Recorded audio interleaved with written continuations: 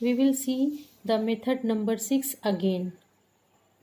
Due to certain problems, it was not been recorded properly. Use of adverb or adverbial phrase. Adverb साधारणतः L Y का प्रयोग करके बनता है. L Y है तो वो एडवर्ब है. यदि एक सेंटेंस के कुछ शब्द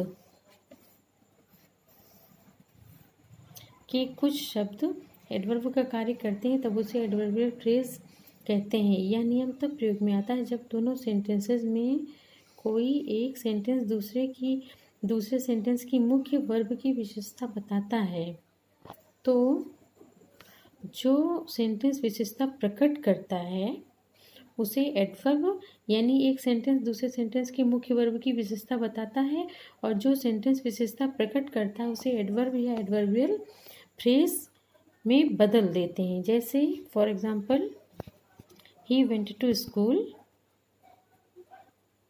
ही वॉज पंक्चुअल. इस सेंटेंस में देखेंगे दूसरे सेंटेंस का पंक्चुअल पहले सेंटेंस की वर्ब वेंट. देखिए ही वेंट टू स्कूल और दूसरे में है ही वॉज पंक्चुअल. तो ये पंक्चुअल जो है फर्स्ट सेंटेंस में वेंट यानी वर्ब इसकी विशेषता बता रहा है. It means he goes to school punctually. अतः पंक्चुअल शब्द को एडवर्ब में बदल कर दोनों वाक्यों को मिलाकर ऐसे लिखेंगे. देखिए he went to school punctually. समझ में आ रहा है? 2-3 एग्जाम्पल देखेंगे हम लोग. The rose is the sweetest flower. This is certain. The rose is certainly the sweetest flower. Rana Pratap was the glory of Mewar. There is no doubt about it.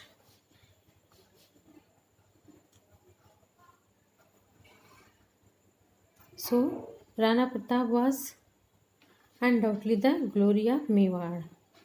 इसी तरह different examples को देख के हम ये decide करते हैं कि कौन सा सेंटेंस किसके वर्ब की विशेषता बता रहा है.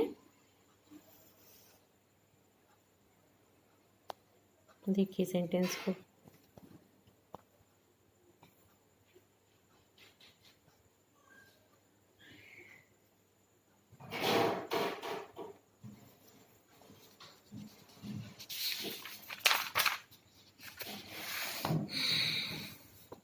नेक्स्ट है मेथड 7.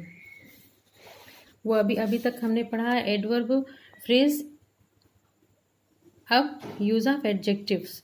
जब दो वाक्यों में से किसी एक वाक्य में ऐसी विशेषण का प्रयोग किया गया है जो दूसरे वाक्य में किसी संज्ञा की विशेषता प्रकट करते हैं. See again. जब दो वाक्यों में से किसी एक वाक्य में ऐसे विशेषण का प्रयोग किया गया है जो दूसरे वाक्य में किसी संज्ञा की विशेषता प्रकट करता है तो उस विशेषण की मुख्य वाक्य में नाउन के पास रखकर सिंपल सेंटेंस फॉर्म करते हैं. A girl came to my office. The girl was blind.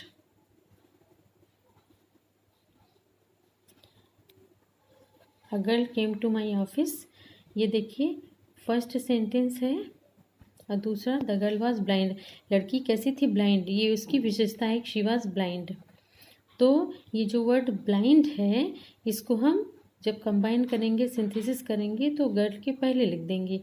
A blind girl came to my office. Next है हरी gave a 1 rupee note to a man. The man was lame. देखिए कैसे convert हुआ है. हरी gave a 1 rupee note to a lame man. लेम था उसकी विशेषता है man की तो लेम मैन कर दिया गया है. सिंपल चीज है. जब दो वाक्यों में से किसी एक वाक्य में ऐसे विशेषण का प्रयोग किया गया है जो दूसरे वाक्य में किसी संज्ञा की विशेषता बताता है तो उस विशेषण को मुख्य क्रिया वाक्य में नाउन के पास रखकर सिंपल सेंटेंस बनाते हैं. नेक्स्ट है 8. Use of conjunctions and. Conjunction and का प्रयोग. मेयरली एंड कंजंक्शंस नहीं, यूज़ ऑफ कंजंक्शन एंड के प्रयोग से भी हम सिंपल से सिंपल बनाते हैं।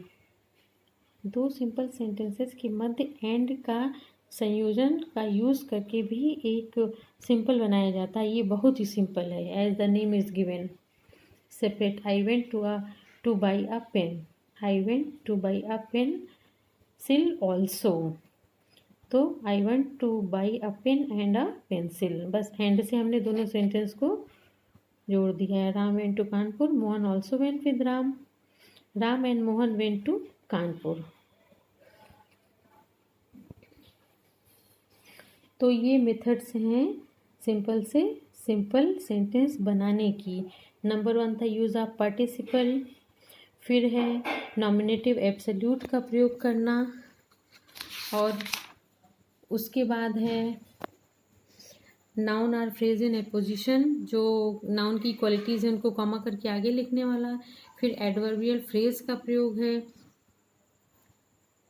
ठीक है। जैसे एडवर्बियल फ्रेज भी बहुत सिंपल है, इसको सरसरी निगाह से हम फिर से देखेंगे तो अच्छे से कर लेंगे आप लोग।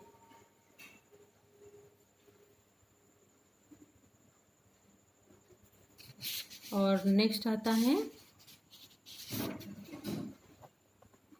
यूज़ ऑफ कंजंक्शन एंड, और उसके पहले यूज़ ऑफ पार्टिसिपल का प्रयोग था। हम लोगों ने देखा present, past and perfect participle. फिर था यूज़ ऑफ इन्फिनिटिव का प्रयोग। ये देखिए यूज़ ऑफ इन्फिनिटिव वर्ब के पहले टू लगाने से। और एक ये था use of preposition before noun or gerund. Noun or gerund, gerund means verb में इंग लगाने से। तो नाउन या जीरेंड है तो उसके पहले हम प्रीपोजिशन का प्रयोग कर देंगे।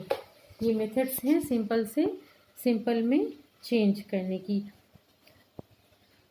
Children, the much we practice to synthesize simple sentences into one simple sentence, the more we get and the more we experience. And it will become much more easier for us to understand and interesting also.